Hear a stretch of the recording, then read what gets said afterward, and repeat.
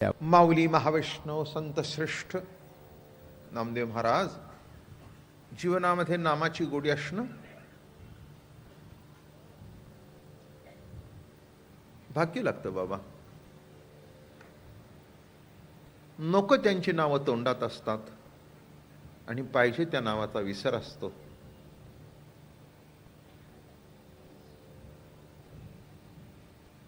संसार असा आहे की ज्याचं नाव घ्यावंसं वाटत नाही त्याचं घेतल्याशिवाय भाग नाही,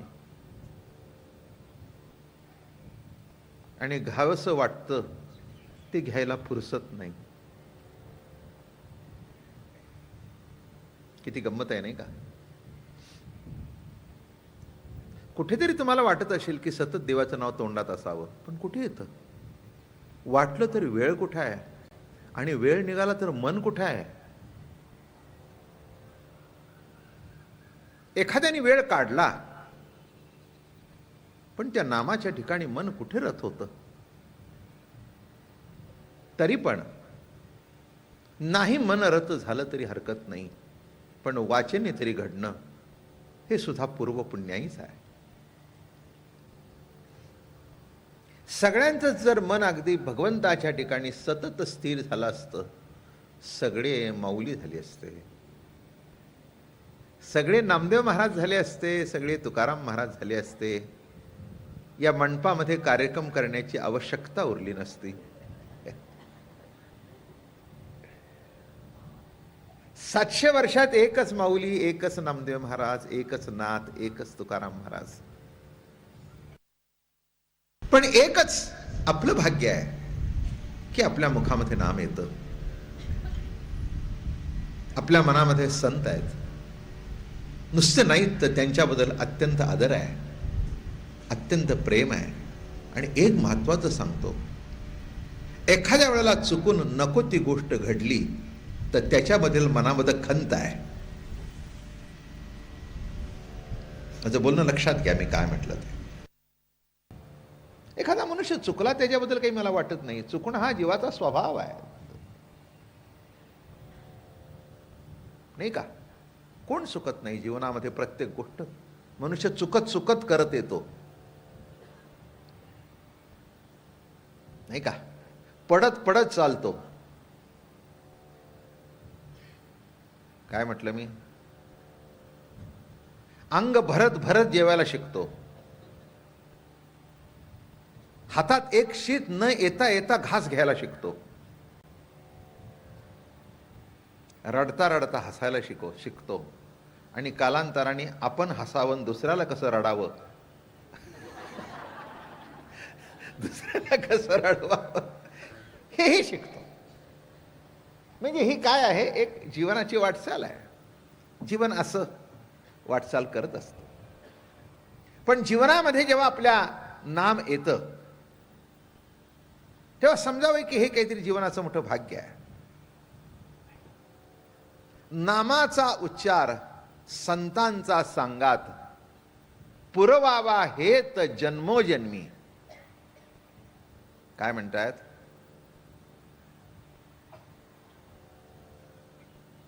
हेची देवा पै मागत,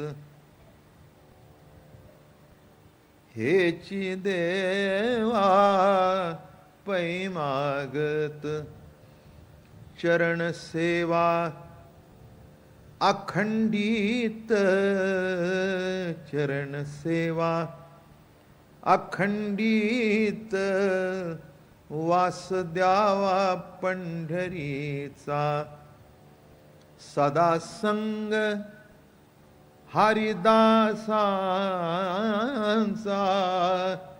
सदा संग हरिदासांचा, वास द्यावा पंढरीचा. जन्म हो का भलते याती, परिमी न चुको हरिभक्ती, परिमी न चुको हरिभक्ती, वास द्यावा पंढरीचा, वास द्यावा पंढरीचा. नामा म्हणे कमळापती, नामा म्हणे कमळापती, हेच द्यावे पुढता पुढती, हेच द्यावे पुढता पुढती, वास द्यावा पंढरीचा, सदा संग हरिदासांचा. हरिदासांचा म्हणजे हरीचे जे दास आहेत नव्हे, हरिजांचा दास आहे अशांचा. सदा संग हरिदासांचा, वास द्यावा पंढरीचा, वास द्यावा पंढरीचा. मला या अभंगाचं मोठं आश्चर्य वाटतं. पंढरीत राहून म्हणतायत वास द्यावा पंढरीचा. देव जवळ असून म्हणावं लागतं देवाला भेटव. देव सतत तुमच्या माझ्या जवळ आहे, पण म्हणावं लागतं देवा केव्हा भेटशील. याचा अर्थ असा आहे की देव आहे पण प्रतीती नाही, आणि ती प्रतीती मिळवण्याकरता नामदेव महाराजांना एवढ्या दिव्यातून जावं लागलं. बरं का, जीवीचा जीवलग भेटवला म्हणून सद्गुरू हे जीवीचे जीवलग असतात.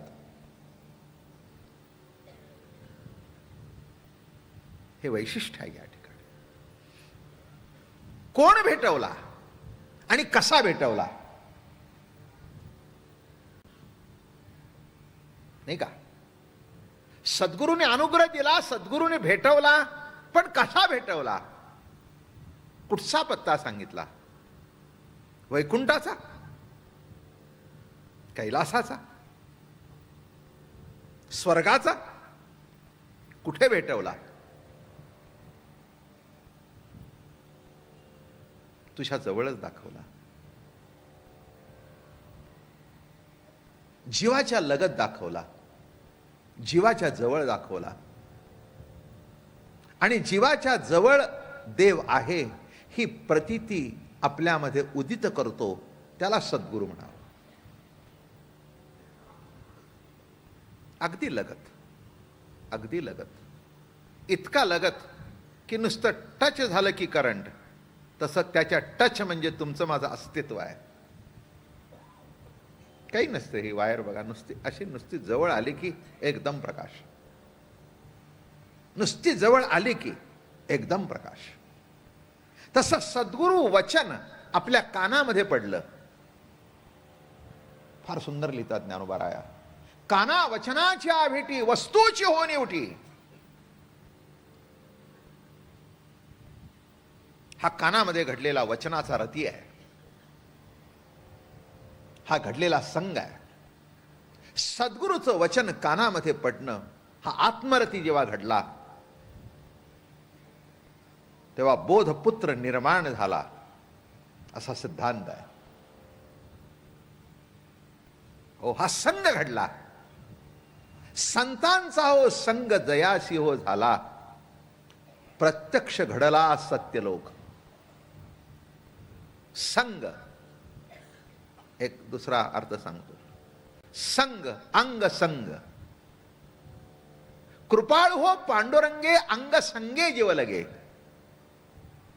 आमचे महाराज म्हणायचे संग आहे म्हणून अंग आहे. किती एक सूत्र, किती काय सांगून जातं. संग आहे म्हणून अंग आहे. ज्या दिवशी संग संपेल त्या दिवशी अंग संपेल. म्हणून अंग संगे जीव लगे. कृपाळुवे पांडुरंगे अंग संगे जीव लगे. पण अशी संगे असून सुद्धा शेवटपर्यंत कळत नाही की त्याचा संग आहे म्हणून माझा अंग आहे, असं जीवन आहे. आणि सद्गुरु सारिखा सोयरा जीवलग, तोडीला उद्वेग संसारीचा. जन्म मरण हा जो काही संसार बरं का, त्याच्यातला उद्वेग काढून टाकला. संसारात काय असतं, जी गोष्ट मिळायला पाहिजे ती मिळाली नाही तिथपर्यंत उद्वेग असतो. उद्वेगाची कारणं अनेक असतात. काही वेळेला घर राहायला चांगलं नसतं म्हणून उद्वेग असतो. काही वेळेला नवरा नीट बोलत नाही म्हणून उद्वेग असतो. काही वेळेला बायको नीट वागत नाही म्हणून उद्वेग असतो. काही वेळेला पैसा कमी आहे म्हणून उद्वेग असतो. काही वेळेला मूल होत नाही म्हणून उद्वेग असतो. काही वेळेला झालेली नीट वागत नाही म्हणून उद्वेग असतो. काही वेळेला सर्वच चांगलं आहे पण आपली प्रकृती साथ देत नाही म्हणून उद्वेग असतो. किती यादी देऊ?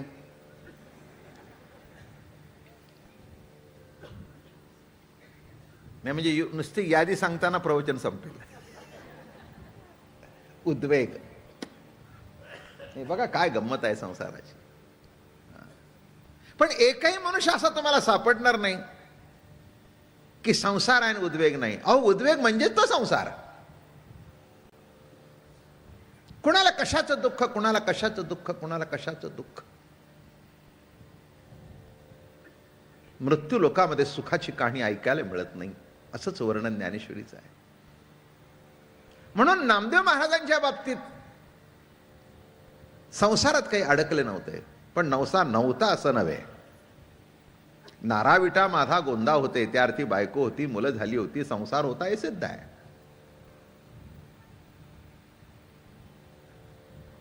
बर का. हे कुणी जरी म्हटलं की संसार नव्हता, संसार नव्हता असं म्हणू नकोस, अडकले नव्हते असं म्हण. तुकाराम महाराजांना संसार नव्हता म्हणणं ह्याच्या इतकं दुसरं आश्चर्य दुसरं नाही. मुलं होती, वैकुंठाला गेल्या तेव्हा आईसाहेबांच्या उदरामध्ये नारायण महाराज म्हणजे माऊलींचा अवतार होता. 12 वाजता जेवायला लागत होतं भजन केलं तरी. काय संत असू दे, पंत असू दे, महंत असू दे, कोणी का असेना, नाही तर एखादा भामटा असू दे, दुपारी 12 वाजता जेवायला लागतंच. भजन करण्याकरता भोजन लागतं आणि भामटेगिरी करण्याकरता सुद्धा भोजन लागतं. तेव्हा ज्याला पोट आहे त्याला संसार आहे. कोण सुटला संसारातून? नाही का. ज्याला पोट आहे त्याला संसार आहे. पण आपल्याला पाहिजे तसं घडत नाही म्हणून उद्वेग आहे. पण असं म्हणू नका की नामदेव महाराजांना संसार नव्हता, तुकाराम महाराजांना संसार नव्हता, नाथांना संसार नव्हता. सर्वांना संसार होते. माऊलीला सुद्धा होता. नाही काय सांगता? लग्न झाली नाहीत म्हणजे संसार नव्हता का? मुक्ताबाईंनी भांडी मांडलीच होती ना. आणि मडकं मिळालं नाही तर पाठीचं भांड तयार केलं. ते आम्हाला करता येत नाही म्हणून आम्ही जमवतो. काय एवढी आमच्यात कुठे ताकद आहे? काय त्यांना विसोबा चाट्याने ते मडकं फोडल्याबरोबर त्यांनी देहाचं मडकं तापवलं. आमचं मडकं जेव्हा तापतं आणि त्या सीमेला जर तापेल तर आमची परिस्थिती काय होईल हे तुम्ही जाणता. अहो काय सांगू, नुसतं 98.5 झालं तर, नुसतं 98.5, 99.5, 100, 1 झाला. अहो उठा ना, चहा घेता का? नको. अरे काय झालं? काय नाही, तापला. विचार करा. आता ताप आला तर माणसाला हालता येत नाही. 2च्या पुढे शुद्ध संपून जाते नाही का. म्हणून आपला थर्मामीटर 95 to 105 एवढाच आहे. म्हणजे तुम्हाला कळलं की तुमची लिमिट काय आहे. 10 डिग्री. 95च्या खाली गेले की संपलं आणि 105च्या वर गेले की संपलं. म्हणून 10 डिग्रीचा माणूस वरचंही माहीत नाही खालचंही माहीत नाही, किती मिजास मारावी.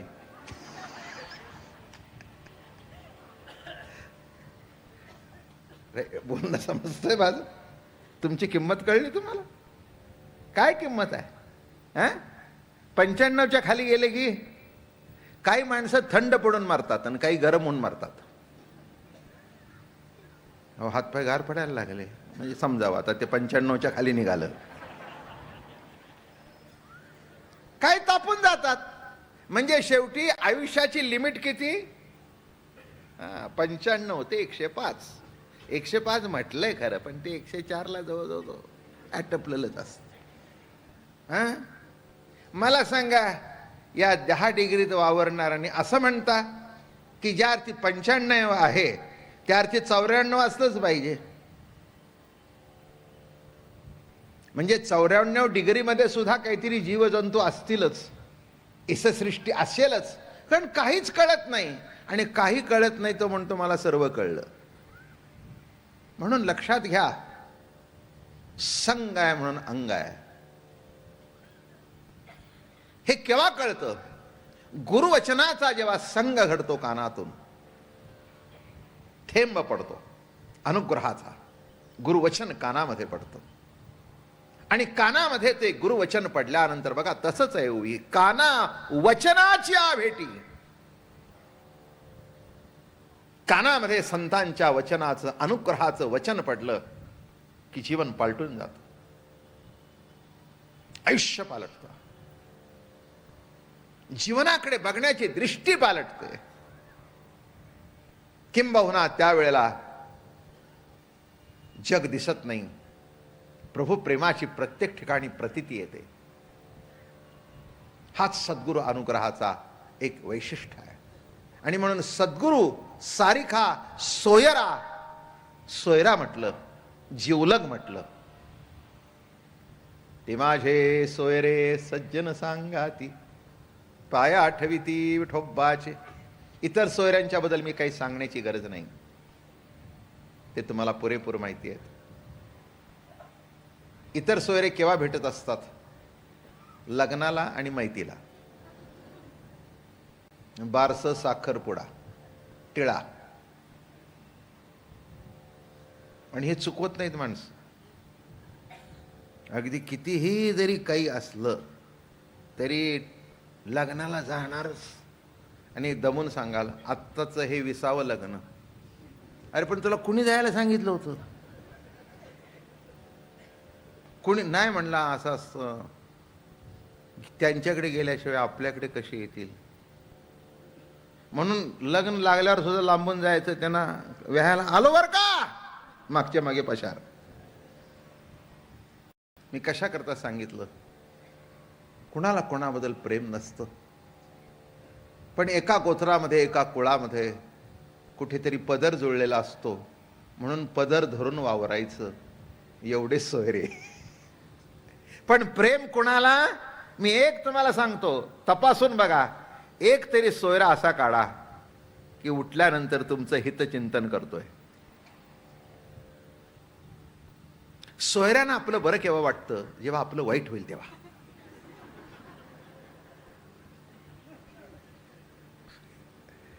हे काही माझं आगाऊपणाचं बोलणं नाही का? बिलकुल नाही, बिलकुल नाही. बघा, आपल्या नात्या गोतल्याचा चुलत भावाचा म्हणा, भावाचा म्हणा, मुलगा 90% पास झाला आणि यांचा जेमतेम 50च्या आत. अहो, तुमचे ते 90% पडले तुम्हाला का? अहो, काय ते सगळं मॅनेज करून आहे हो. म्हणजे दुसऱ्याचं मॅनेज करून. नीट लक्षात घ्या, प्रत्येकाचं आपल्याला नाही बरं वाटत. किती आपलं मन दूषित आहे ते बघा, किती दूषित आहे ते बघा. हो, साध्या घरामध्ये अमक्याने एक गोष्ट चांगली केली आहे हे म्हटलेलं सुद्धा ज्याला त्याचं बरं वाटत नाही, त्याला ऐकून बरं वाटत नाही. सहज सासऱ्यांनी सुनेला म्हटलं तर बायकोला बरं वाटत नाही, आणि तिला बरं म्हटलं तर सुनेला बरं वाटत नाही. थोरल्याचं कौतुक केलं तर धाकट्याला बरं वाटत नाही, धाकट्याचं कौतुक केलं तर मधला रुसतो. आता काय करावं याला? नाही, कसं हे जीवनाचं गणित, उद्वेग आहे हा. म्हणून तुकाराम महाराज म्हणाले, नित्य उठून या युद्धाचा प्रसंग. काय करावं? आईची बाजू घ्यावी तर ही रुसली, हिची बाजू घ्यावी तर आई रुसली. आता त्या काय करावं? पुरुषांचा जन्म खरंच वाईट.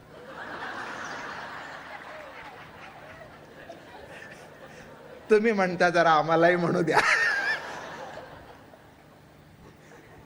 अहो काय करता, दोन्ही बाजूनी बडवतात.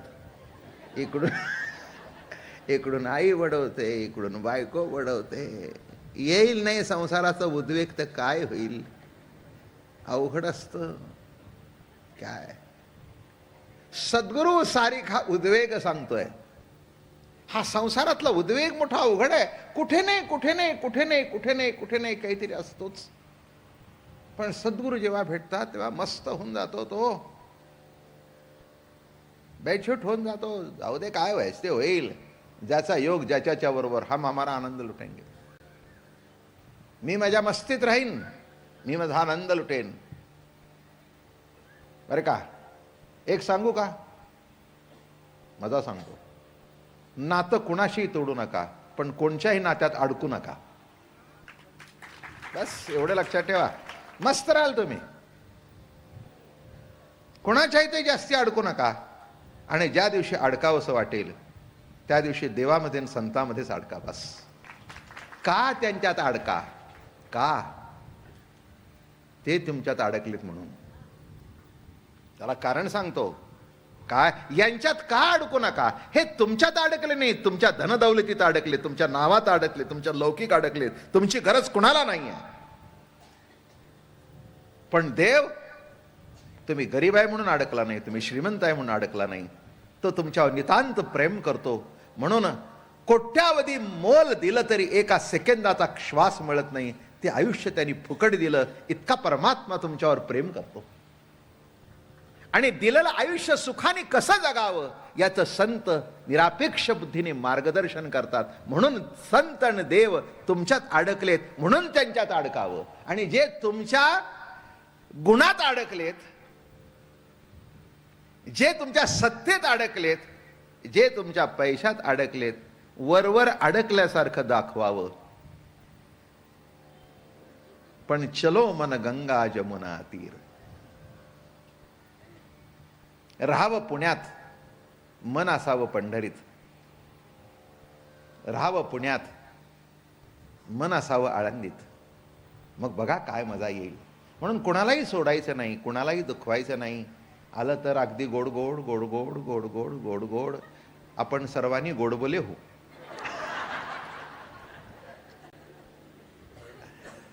काय अगदी गोडबोले होऊन जा.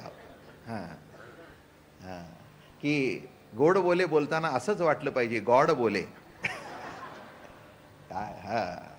पण का आपल्याला जीवनामध्ये दुःख होतं? आपण वाजवीपेक्षा जास्ती अडकतो म्हणून.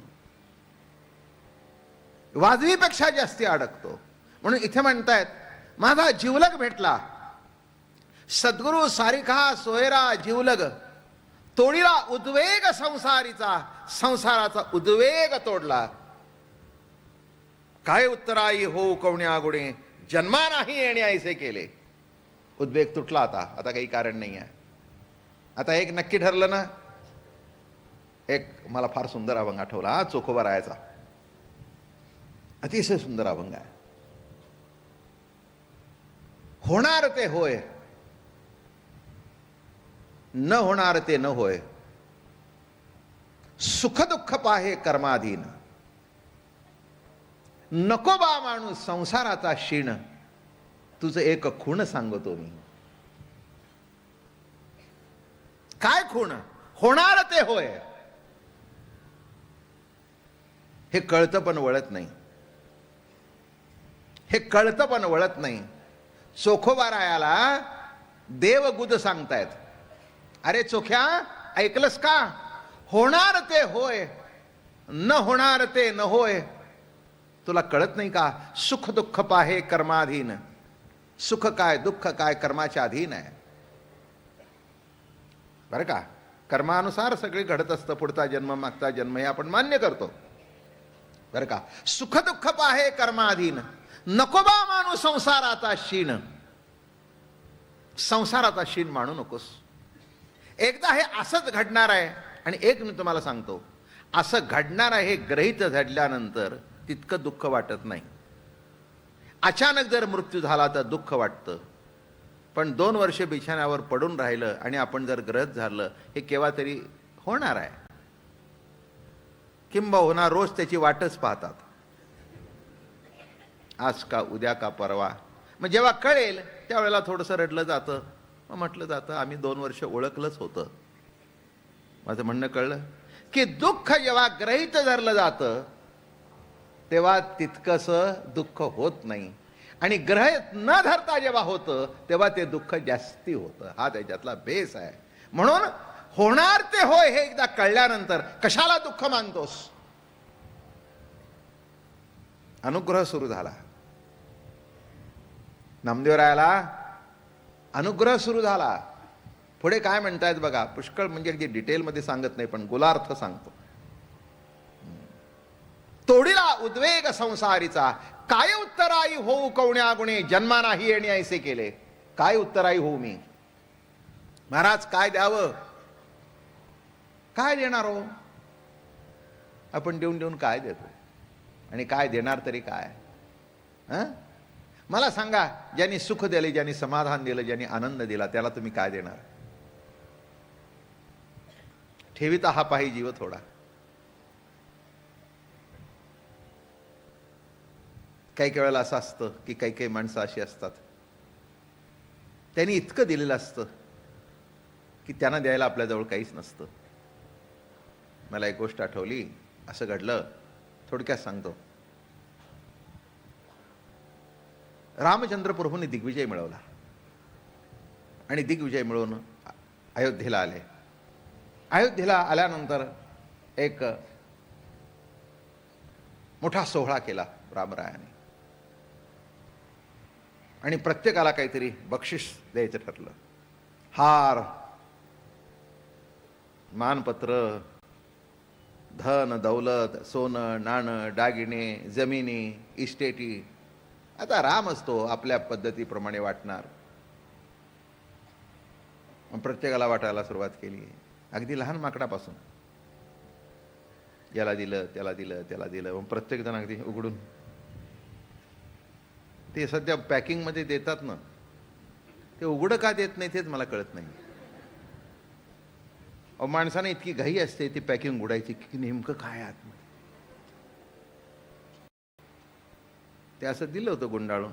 ते प्रत्येक माकड असं बघते, हळूच काय दिलंय, काय दिलंय, काय दिलंय. हो, आनंद चाललाय. मग सगळ्याची नावं पुकारली. नळ, नीळ, जांबुवंत, प्रत्येकाचं स्टँडर्ड प्रमाणे झालं. हे मोठी मोठी ताटं सोन्या नाण्याने भरलेली, सुग्रीवासारख्याला तर काय, त्याला काय. आता रामचंद्र प्रभू देणार तिथे काय कमी हो. मनात उठायचं कमी, कमी काहीच नाही. काय जगन्माता जानकी जिथे होती, लक्ष्मी जिथे नांदत होती, तिथे काय 1 रुपयाची अपेक्षा होती, ते लाखाने आलं. रामाकडून देणं होतं ते. सगळे खुश होते, सगळे खुश होते. मग सगळ्यात एक झालं, एवढं सगळ्याला तर मारुती राहायला काय. किती आपली साडी चांगली असू दे, पण लागला दुसऱ्याला कशी दिली याच्याबद्दल उत्सुकता जास्ती असते. अगदी एखाद्या बाईला 10,000ची साडी देऊ दे, तरीही ती आपली बघत बसणार नाही. आपली बघ, तिला का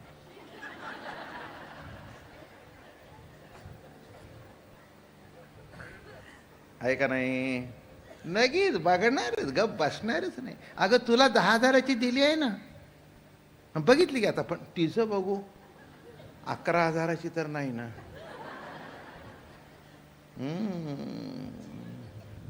ये मृत्यूलोकीचे उफराटे. ज्ञानोबारांनी एका सेंटेन्समध्ये खलास करून टाकले. हेच तर मृत्यूलोकातलं उफराट आहे म्हणले. झालं. आणि मग सगळ्यांची नावं पुकारून चालू होतं. महाबली हनुमानजी, वायुसुत हनुमान. हे पायाजवळ आपले बसले होते. हे मात्र कोणाकडेच बघत नव्हते, कोणाला काय दिलं आणि कोणाला काय दिलं. राम राम राम राम राम राम राम राम राम राम राम राम राम राम राम राम. त्याने आपले डोळे काम खाली घातले होते, आपलं चालू होतं त्यांचं. सगळेच एकदम स्तब्ध झाले. ओ हो हो हो, वायूस होता हनुमान. त्यांना वाटलं तर ह्यांच्याकरता एक अख्खी गाडीच येईल सामान भरून.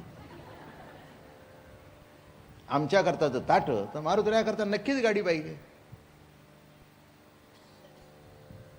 कारण ते म्हण आहे ना, सो सोनार की और एक. तसं या सगळ्यांचं कर्तृत्व त्या मारुतीरायाचं. याने असं करून एक एक मारावं आणि मारुतीरायाने अशी शेपटी फिरून असं करून वरून आपटावं, एवढं मोठं कर्तृत्व. आणि शेवटी जानकीचा शोध लावलेला त्यांनी.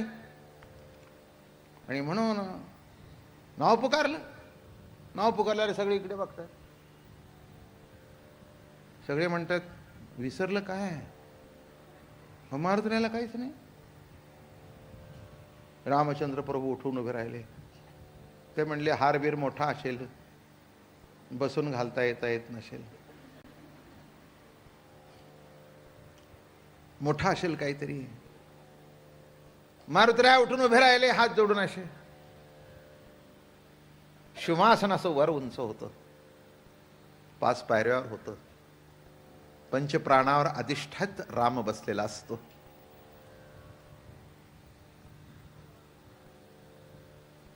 प्रभू रामचंद्र 5 पायऱ्या उतरून खाली आले. ते म्हणले, मोठं काहीतरी असलं पाहिजे की सेवकांना ते वर नेता येत नसेल. आता मला सांगा, फुलाचा गुच्छ वर देता येतो, पण गोदरेजचं कपाट काही वर नेता येतं का? ते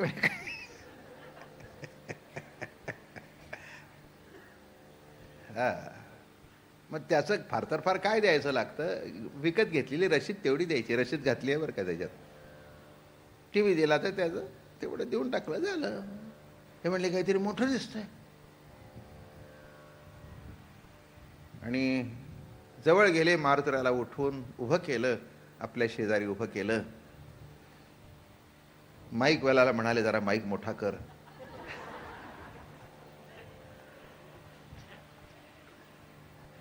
अरे तो रामाचा आवाज होता सगळ्या विश्वामध्ये, त्याचे पडसाद उमटत होते. माझ्यावर प्रेम करणारे इथे जमलेले सगळे भाविक जन हो,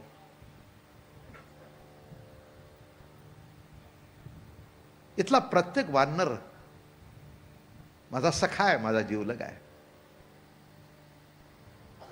तुम्हाला मी काहीच देऊ शकलो नाही, एवढे तुम्ही मला दिलं. थोडंसं काहीतरी उत्तराई व्हावं म्हणून मी उत्तराई झालो. पण मी सगळ्या जगातले बाजार पालथे घातले, पण मारुतीरायाला देण्यासारखी एकही वस्तू माझ्याजवळ नाही.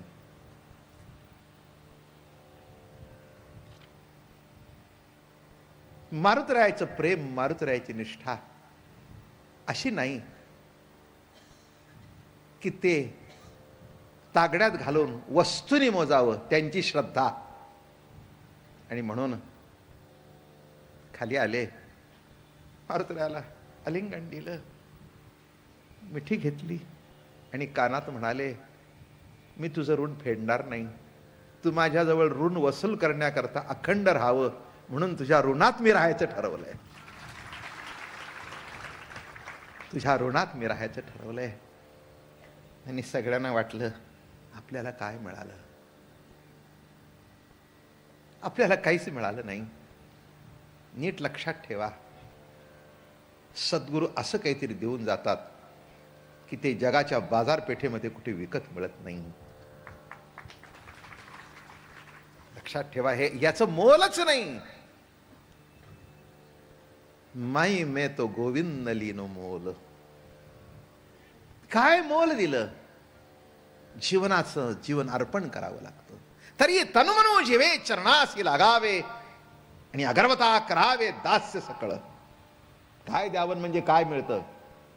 4थ्या अध्यायामध्ये महाराज सांगतात, ते ज्ञान पैगा बरवे जरी मनी आथे आणावे, तरी संताया भजावे सर्वस्वेसी, जे ज्ञानाचा क्रोठा तेच सेवा हा दारवंटा, तो स्वाधीन करी सुभटा ओळगोणी. पण पुढे तरी तनुमनो जीवे चरणासी लागावे, अगरवता करावे दास्य सकळ. आणि पुढे मग अपेक्षित जे आपुले, तेही सांगती पुसले, जेणे अंतःकरण बोधले संकल्पा नाही. जेणे अंतःकरण बोधले संकल्प, अपेक्षित जे आपुले तेही सांगती पुसले. मग जे अपेक्षित आहे ते जेव्हा विचारतील, काय बाबा काय अडचण आहे, विचारलं तेव्हा समजावं काम झालं. माझं म्हणणं कळलं? विचारलं तेव्हा समजावं काम झालं. निज वस्तूची ओळख करून दिली. नामदेवरायाला सर्व ठिकाणी पांडुरंग दिसू लागला आणि म्हणून तीर्थयात्रा केली. गुमानपर्यंत गेले. पूर्वीचे नामदेवराय असते ना तर पंजाबपर्यंत गेले नसते. जे माऊली बरोबर जायला तयार नव्हते त्यांनी पंजाबपर्यंत प्रवास कसा केला असता? केलाच नसता. पण आता त्यांना वाटलं नामदेव महाराजांना, माझा पांडुरंग माझ्या बरोबर आहे, माझा मायबाप माझ्या बरोबर आहे. म्हणून काय केलं गुरुने? पुढचं कडवं, डोळ्याचा डोळा उघडिला जेणे आणि लेवविले लेणे आनंदाचे. डोळ्याचा डोळा उघडला. डोळे उघडे असतात पण दिसत नाही, कारण डोळा उघडा नाही. व्यवहारामध्ये सुद्धा साधं साधं घडतो बरं का. जिऱ्याची डेबी समोर ठेवलेली बाईला दिसत नाही, काढून ठेवते अगोदर, ते विसरते आणि मग पुन्हा फळीवर बसते. जिरं कुठे गेलं, जिरं कुठे गेलं, जिरं कुठे गेलं, जिरं कुठे गेलं, जिरं कुठे गेलं, सगळे शोधते. ते अरे म्हणे इथेच काढून ठेवलंय. म्हणजे डोळ्याला दिसलं नाही का? डोळ्याला दिसलं नाही, पण जो डोळा उघडायचा होता तो उघडला नाही म्हणून कळलं नाही.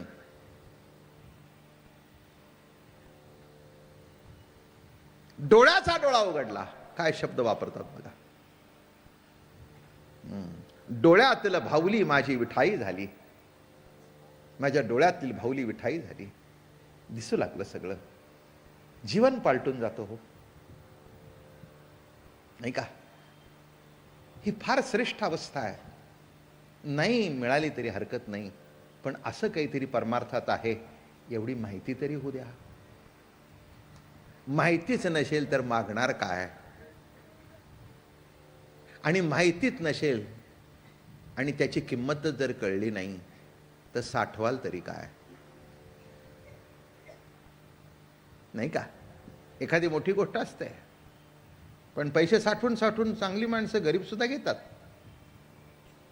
एखाद्याची फ्रीज घ्यायची ऐपत नसते, पण बाई साठवते पैसे, साठवते. काय हो, मग 3 वर्ष का लागे ना? तसं जन्मजन्मांतर पण लागे ना. माझं बोलणं कळलं? या जन्मी नाही, पण जन्म जन्मांतर का लागे ना, पण एकदा कळू दे की याची किंमत काय आहे. आणि इथे काय द्यावं लागतं? जीव द्यावा लागतो, तन द्यावं लागतं, मन द्यावं लागतं. हे कळलं की देण्याची तयारी होते आणि ते दिल्यानंतर डोळ्याचा डोळा उघडतो.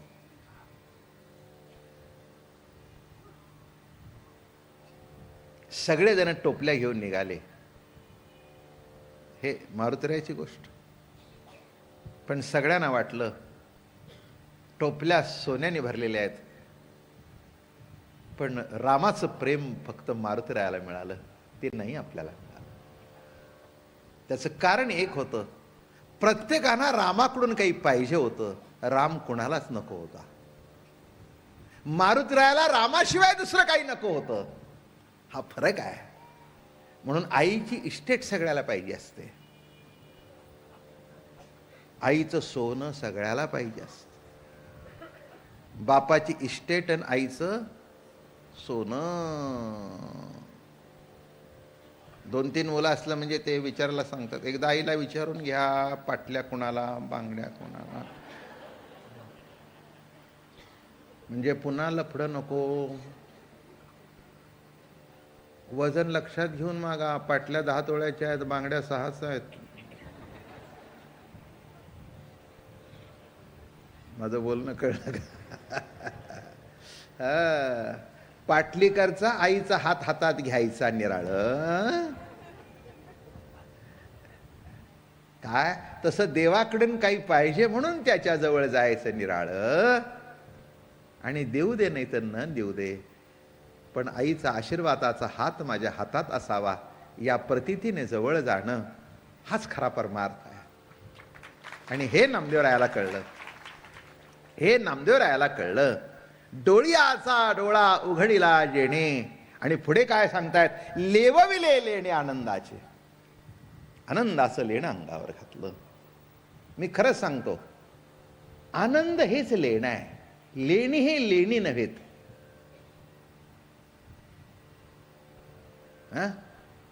100 तोळे सोनं अंगावर घातलेली बाई नीटनेटकी दिसायला पाहिजे की नाही? आनंदी दिसायला पाहिजे की नाही? नाही दिसत. 100 तोळे अंगावर बायका सोनं घालून सुद्धा मंडपातून रडत बाहेर पडलेले मी बघितलेत. 100 तोळे सोनं फसून निघाली. म्हटलं काय झालं? काय राहिलं आमचं? मान पहिला माझा होता. सगळ्याच्या शेवटी आम्हाला नारळ दिला. अगं म्हटलं एक पोतभर विकत घेऊन देऊ का तुला? काय माणसं आहे. मी तुम्हाला एक सांगतो, आयुष्यात महत्वाचं सांगतो, जो मान मागायला जाईल त्याचाच अपमान होईल. जो मान मागत नाही त्याचा अपमान ही जगात कोणी करू शकत नाही. हिम्मत नाही कोणाचे अपमान करायची. तुम्ही मान मागता म्हणून अपमान होतो. तुम्ही मागताय, मान मागताय, अपमान झालाच. मागूच नका मान. या जगात कोणाची ताकद नाही तुमचे अपमान करायची. पण हे तुम्हाला कळत नाही. तुम्हाला मान पाहिजे, अडकली मान तुमची. तुम्हाला मान पाहिजे म्हटलं की तुमची मान अडकली म्हणून समजावी. संत मान बिन मागत नाही. एक मी तुम्हाला सांगतो, जे मोठे आहेत ना त्यांच्या दारामध्ये असा मान लोळणी घेतो तो त्याच्याकडे बघत नाही. कारण मानापाना करता तो काही करत नाही आहे. तो करतो ते प्रभूच्या प्रेमाकरता करतो, प्रभूच्या आवडी करता करतो. अहो मान काय, हे सगळं गोष्टी घडतात हो, त्याच्यात काय आहे? श्रीमंताच्या घरामध्ये मुलगी दिल्यानंतर विचारायचं का? प्यायला पाणी मिळेल का? चहामध्ये दूध घालून देणार का? हे विचारायचं असतं का? नसतं. ते असतंच. ते असतंच. ओघाने येतं. ते काही मागून मिळत नसतं बरं का. जे ओघाने यायचं ते येतच असतं.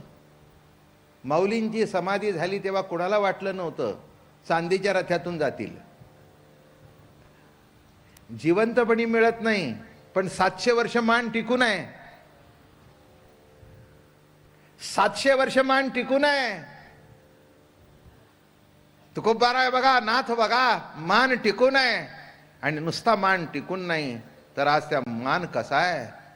लाखो माना त्या माना पुढे वागतात. एवढा मान मोठा आहे.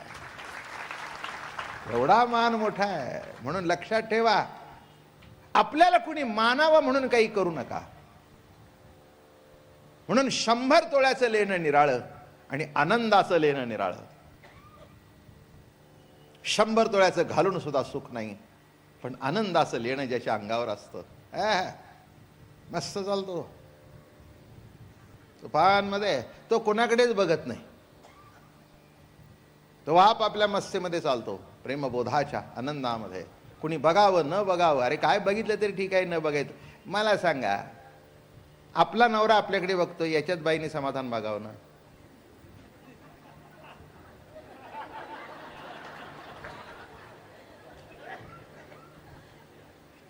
का शेजारच्या 2 माणसांनी विचारलं पाहिजे? काही गरज आहे का?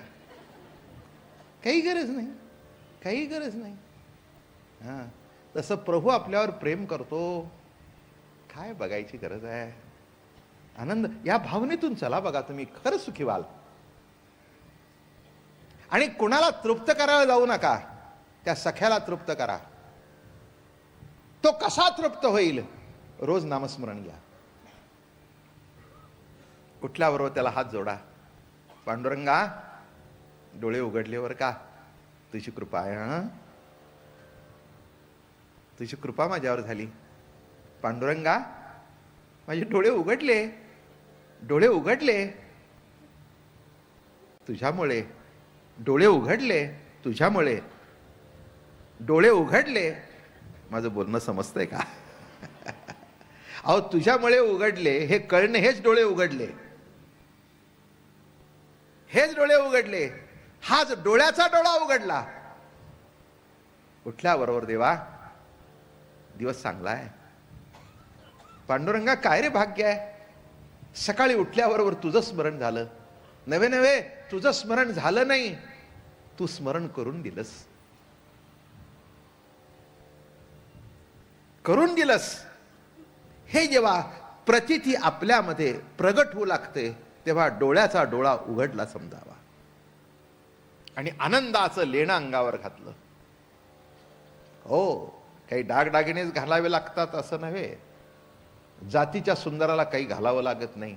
दागिने त्याच्या अंगावर शोभून दिसतात. दागिन्याला शोभा येते, त्या व्यक्तीला नाही. सत्यभावेने सगळे दागिने घातले, पण जानकी झाली नाही. मी जानकी आहे या प्रतीतीचा पदर नुसता घेतला की ती खुलून दिसली.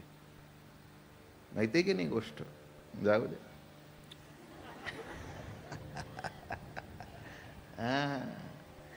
जेव्हा ते मारुतरे आले ना, फार लंबी चौडी गोष्ट आहे, पण मुद्द्याचं सांगतो. नाही तर ती अगदी फार बागेतून ते सगळं सांगायचं म्हणजे जरा अवघडच आहे मग. हां, अहो ते असंच घडले. ते जेव्हा आले की नाही, हे कृष्ण अवतारामध्ये मारुतरे आले द्वारकेमध्ये, तिथे तो जांबूमळी भेटला मागचा.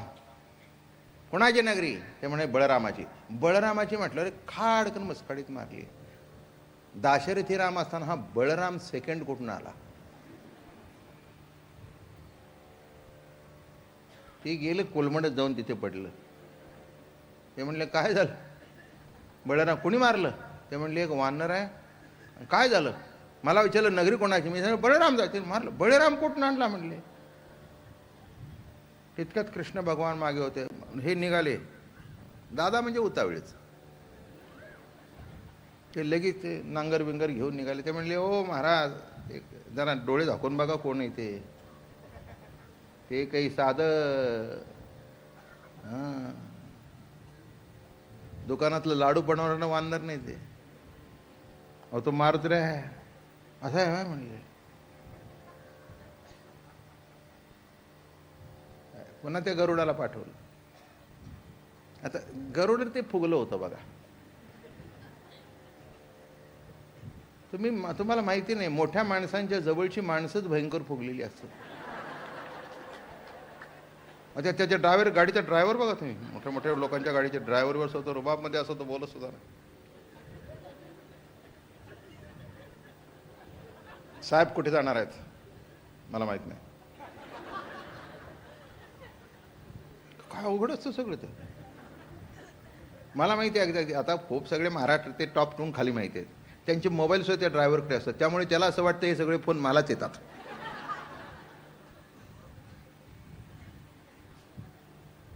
काय अवघड आहे सगळं गणित.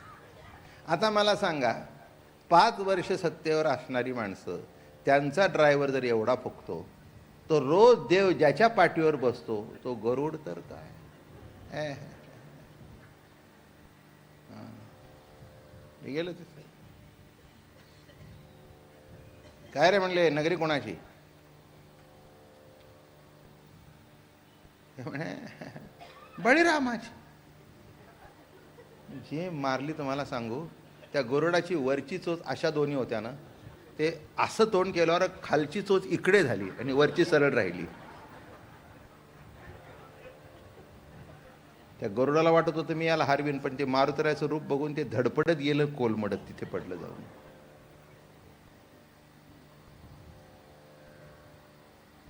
कृष्ण म्हणले, बरं झालं तोंड सरळ होतं पण वृत्ती वाकडी होती. आता माणसं प्रत्येक विचारतील, हे असं तुमचं केव्हा झालं? चांगला फटका खाल्ला, बरं झालं म्हणे. झालं, पुन्हा गेले. थोडक्यात नाही, मी रंगून सांगत नाही, नाहीतर फार लांबलंच काय ती ऐकण्यासारखी. जाऊ. मग पुन्हा सांगितलं, आलं पडले. म्हणले नाही. कृष्ण म्हणले तूच जाण सांग.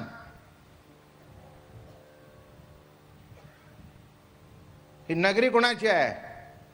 दाशरथी रामाची. बापरे म्हणला, खरं बोललो तर तोंड वाकडं आणि खोटं बोललं तर? अहो म्हणले मला तुडवून हाणील. म्हणजे एवढा विश्वास नाही. कळलं का तुम्हाला? जवळ असून विश्वास नाही. आता याच्या पाठीवर देव बसत होता, पण ते फुगलं होतं ना. देव असला म्हणून काय झालं? ही कॅनॉट गो एनीवेअर विदाउट मी.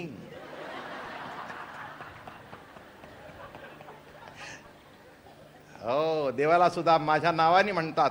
गरुड वाहना गंभीरा येई गा दातारा. म्हणून फुगत जाऊ नका.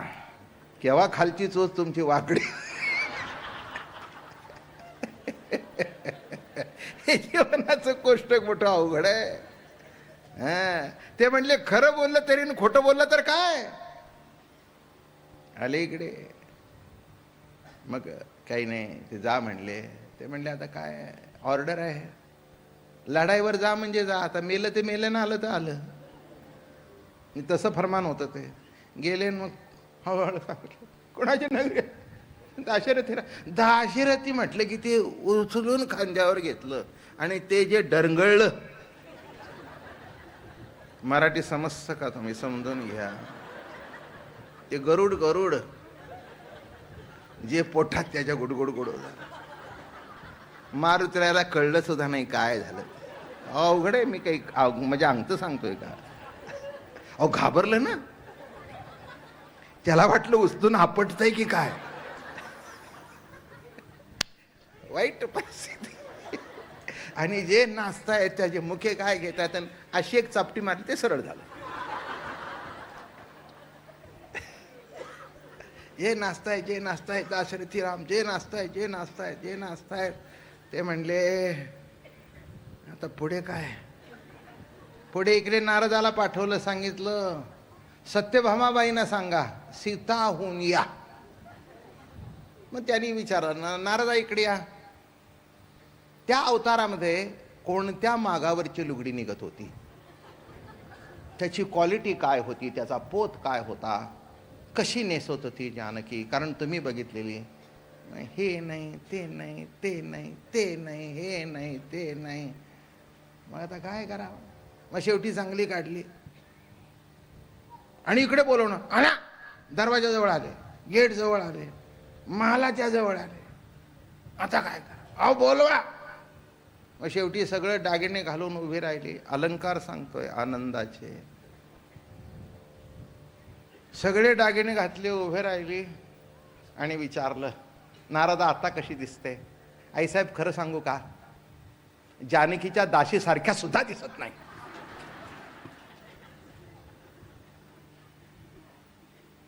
इतक्यात आले. म्हणलं आता काय करू, थांबा म्हणले. आईसाहेबाला निरोप पाठवला. रुक्मिणी मातेला ताबडतोब या. त्या काही नाही, नटायचं काहीच नव्हतं. प्रभूच्या प्रतितीचं आनंदाचं लेणं अंगावर होता. जानकी जानकी ती जानकी होती. जाणलेलं होतं रामाला. हिने जाणीवच नव्हती, नुसती नटणं होतं. रूपास्तव वरली, आतून सगळं भांडरी काम. फोडणी सुद्धा टाकताय. रूपास्तव वरली, याच्यापेक्षा पुढचं काहीच नव्हतं. काय म्हणून बहुतेक जेव्हा भगवान समारंभाला जायचे, म्हणजे पब्लिक फंक्शनला, सत्यभामा बरोबर असायचे. आईसाहेब सुद्धा म्हणाले की मला कशाला त्रास देता, तिलाच घेऊन जा, तुमच्याबरोबर तीच परी दिसते. पण आईसाहेब काय, आईसाहेब ते आईसाहेब. एक सांगतो, मजा सांगतो. काही रूपं अशी असतात की त्या रूपाकडे बघून विकार निर्माण होतो, आणि काही रूप इतकं सुंदर असतं की त्या रूपाकडे बघून आपल्याला नतमस्तक व्हावं लागतं, आणि तेच लक्ष्मीचं रूप आहे असं समजावं.